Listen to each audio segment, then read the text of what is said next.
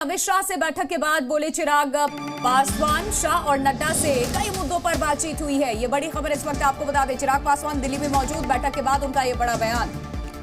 चिराग पासवान गृह मंत्री अमित शाह और जेपी नड्डा से मुलाकात के बाद उन्होंने कहा कि कई मुद्दों पर गृह मंत्री से आश्वासन मिला है।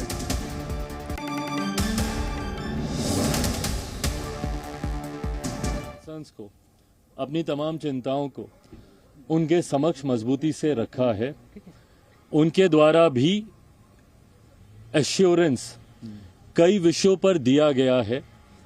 कई विषय हैं जिस पर विस्तार में हम लोग की चर्चा हुई। लगभग आधे घंटे तक ये बैठक चली है। हर मुद्दे पर हम लोगों ने चर्चा की है।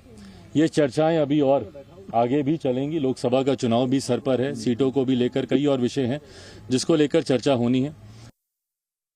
तो नीतीश कुमार एक बार फिर से एनडीए में आ सकते हैं। कल ऐसी खबर आ रही है कि कल वो इस्तीफा देंगे और उसके बाद साथ ही साथ दावा भी पेश कर देंगे मुख्यमंत्री पद के लिए। और इन सब के बीच राजनीतिक गतिविधियां काफी तेज हो चुकी हैं, बिहार से लेकर दिल्ली तक।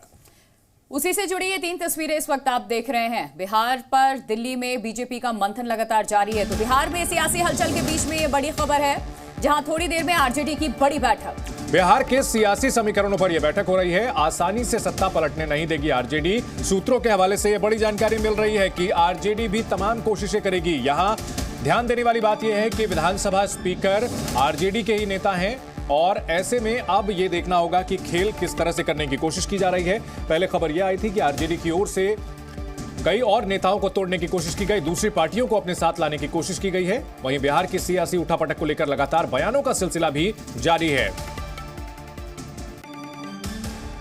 और आरजेडी दफ्तर के बाहर से 2 सहयोगी हमारे साथ जुड़ चुके हैं। अंकुर त्यागी हैं और रवि त्रिपाठी है। सबसे पहले रवि, अगर बात की जाए आरजेडी की, तो आरजेडी इस बार जो है ईंट से ईंट बजाने की तैयारी कर चुकी है।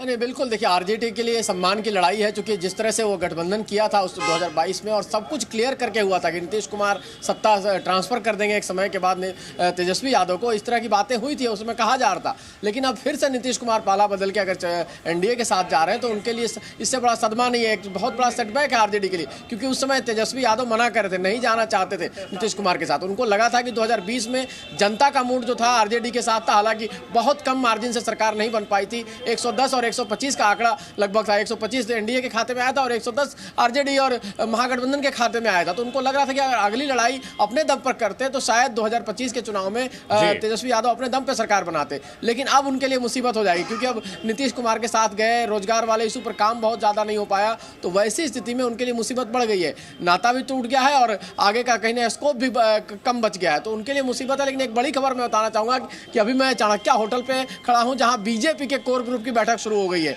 कि अगर उधर से वो नाता तोड़ेंगे, इधर से नाता जोड़ने के ऐलान भी जल्द किया जाएगा। क्योंकि जो हरी झंडी है केंद्र से मिल चुकी है। यहाँ विनोद तावड़े पहुंच चुके हैं जो प्रभारी हैं, साथ साथ नित्यानंद राय हैं, यहाँ जो यहाँ के अध्यक्ष हैं वो भी यहाँ मौजूद। सारे नेता सबकी निगाहें यहाँ पे टिकी हुई है। बिहार से लेकर के दिल्ली तक बैठकों का दौर जारी है। अंकुर त्यागी इस वक्त आरजेडी दफ्तर के बाहर से हमारे साथ जुड़ रहे हैं, जहाँ बैठक भी होने वाली है। अंकुर, क्या जानकारी आपके पास? आरजेडी लगातार ये जद्दोजहद करती नजर आ रही है कि किसी भी तरीके से वो सत्ता में बनी रहे। और बड़ी खबर यह भी सामने आई कि आरजेडी कोटे से जितने मंत्री हैं सरकारी गाड़ी वापस कर चुके हैं। इसका क्या मतलब?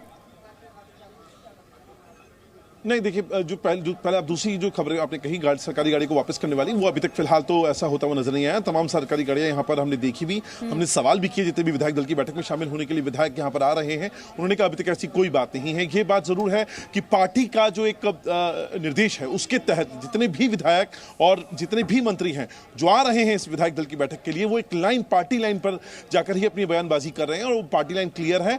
अभी तक सरकार सुरक्षित है।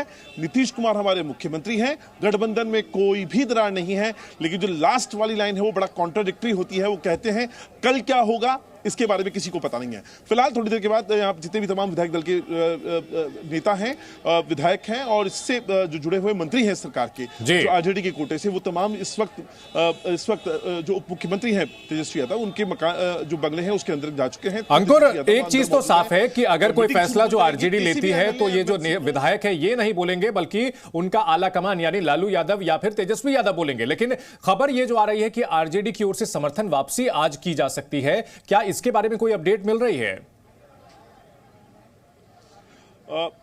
देखिए संभावनाएं हैं, ये तमाम जो बातें हम कर रहे हैं वो हर यहाँ पे अलग अलग एंगल पे इस वक्त काम किया जा रहा है। दूसरी एक और थ्योरी जो निकल कर आई थी वो ये थी कि आरजेडी किसी दलित को मुख्यमंत्री बनाए जाने की अपनी आगे पेशकश कर सकती है। ऐसी तमाम संभावनाएं जो एंगल्स हैं यहाँ पर इस वक्त लगाए जा रहे हैं। पार्टी क्लियर है क्योंकि विधानसभा अध्यक्ष जो है वो आरजेडी कोटे से आते हैं। वो टेक्निकल मैटर जो इससे पहले हमने महाराष्ट्र में होते हुए देखा है, महाराष्ट्र की राजनीति में कहीं ना कहीं उसका रेफरेंस जरूर लेंगे बिहार की राजनीति में, तो वो जो पॉइंट है वो जरूर बाय करने की कोशिश करेंगे आरजेडी अपनी तरफ से, तेजस्वी यादव यहां अपनी तरफ से। बिल्कुल अंकुर, वापस आपका रुख करूंगी।